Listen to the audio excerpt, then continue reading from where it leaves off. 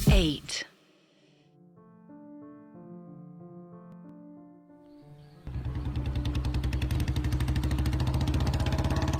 तेजी से बुलेट चलाते हुए गुरी अपने कॉलेज की ओर जा रहा था। पीछे वेदा बैठे हुए थे, जिसे समझा रहे थे कि इतनी स्पीड में बाइक नहीं चलाई जाती। पर गुरी के अंदर जवानी का जोश उबाले मार रहा था।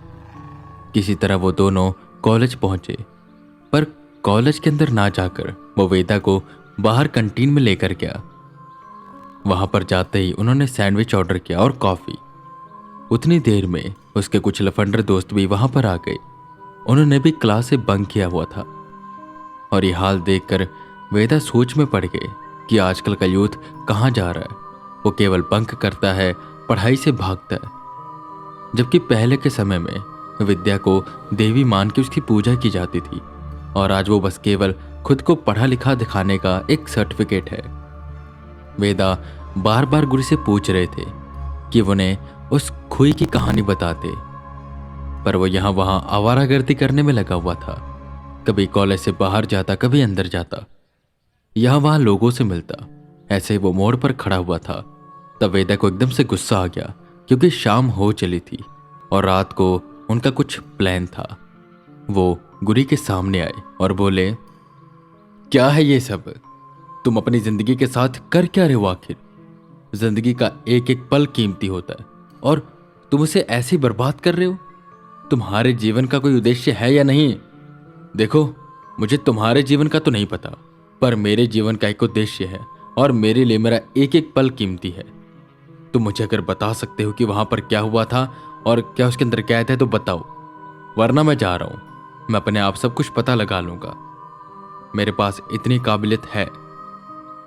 वेदा को एकदम से गुस्से में देख गुरी भी सीरियस हो गया और बोला, ओ वेदा भाई, तू तो गुस्सा ही हो गया।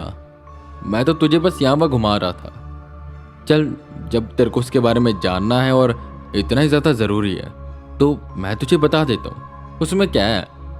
गांव के बच्चे बच्चे को उस शैतानी खुई के बारे में पता है। सारा गांव जानता है। तू भी सुन ले। वेदा गंभीर हुए और उस शैतानी खुई की कहानी सुनने लगे। बहुत सालों पहले की बात है। तब मेरे पापा मेरी उम्र के ही थे, शायद मेरे से भी थोड़े छोटे होंगे। खुई यहाँ पर तब से है, पर तब ये जमीन किसी और की हुआ करती थी। यहाँ पर एक छोटी सी कुटिया थी जिसमें एक औरत, आदमी और एक बच्चा रहता था। एक दिन क्या हुआ, वो बच्चा खेलता खेलता खुई में गिर गया और उसके मम्मी पापा घर में थे नहीं।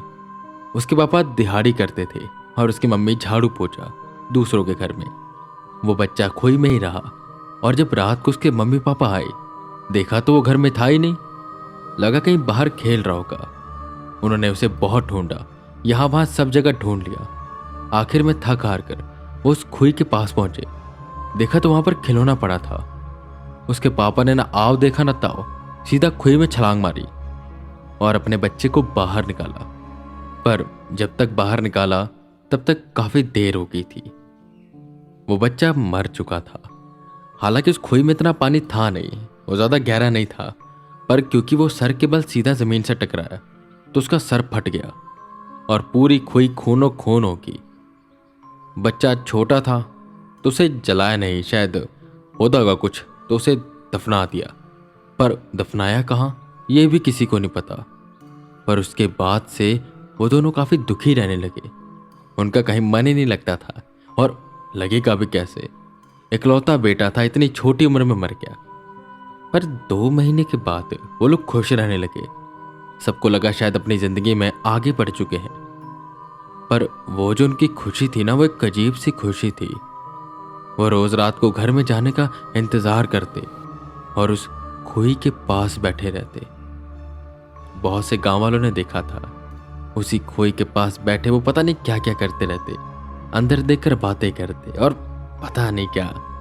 गांव में सबको लगने लगा कि शायद अपने बेटे के जाने के गम में पागल हो चुके हैं। पर उसके बाद गांव में एक अजीब सी चीज होने लगी। बच्चे गायब होने लग गए, वो भी हर अमावस्या की रात को। गांव वाले काफी परेशान हुए कि बच्चे जा कहाँ रहे हैं। मेरे दादा दादी पापा को समझाते थे कि बाहर ना जाए, हालांकि मेरे पापा को शक था उस आदमी और औरत पर, क्योंकि वो काफ़ी अजीब बर्ताव करते थे और जैसे ही अमावस्या आने वाली थी वो खुश हो जाते थे।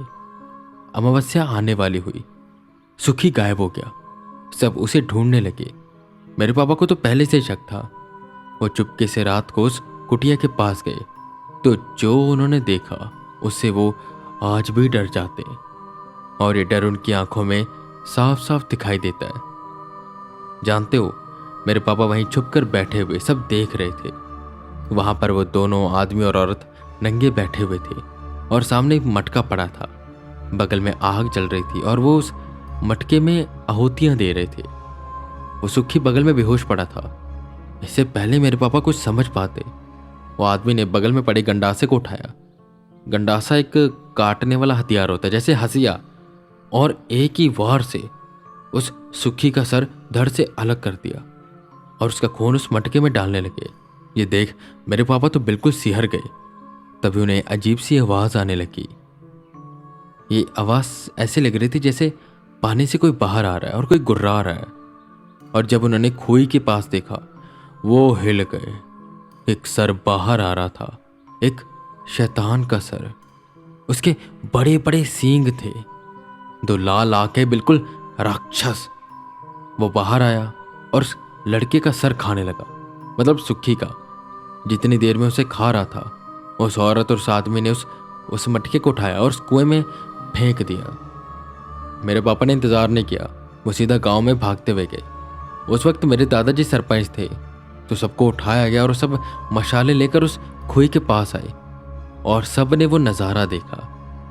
एक शैतान उस बच्चे को खा रहा था। वो आदमी औरत नंगे बैठे बस आहुतियां दे रहे थे। और जैसे उन दोनों ने सबको देखा वो डर गए और शैतान तो खुई में चला गया।